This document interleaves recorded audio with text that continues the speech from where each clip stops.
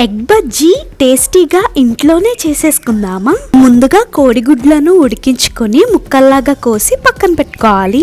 ఇప్పుడు మిక్సింగ్ బౌల్లో 1 కప్పు శనగపిండి, 2 స్పూన్ల బియ్యపిండి, జీలకర్ర, కరివేపాకు, కారం, పసుపు, గరం మసాలా, అల్లం వెల్లుల్లి పేస్ట్, ఉప్పు, కాస్త తిని సోడా వేసుకొని పదార్థాలన్నీ కలిసేలాగా కొద్దిగా నీళ్లు వేసుకొని కలుపుకోవాలి.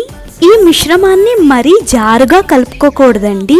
ఇప్పుడు కడాయిలో డీప్ ఫ్రైకి సరిపడా నూనె వేసుకొని అది వేడెక్కిన తర్వాత కోడిగుడ్డు ముక్కలని కలుపుకున్న శనగపిండి మిశ్రమంలో వేసుకొని పిండిని అన్ని వైపులా అద్దించుకొని నూనెలో వేసి వేయించుకోవాలి. ఇక్కడ చూపించిన విధంగా వేగాక తీసేసుకోవాలి. అంతేనండి, ఎగ్ బోండా తయారు. ఈ బజ్జీలు వేయించుకునేటప్పుడు కొంచెం జాగ్రత్త అండి, ఎందుకంటే ఇవి కొంచెం పేలుతాయి.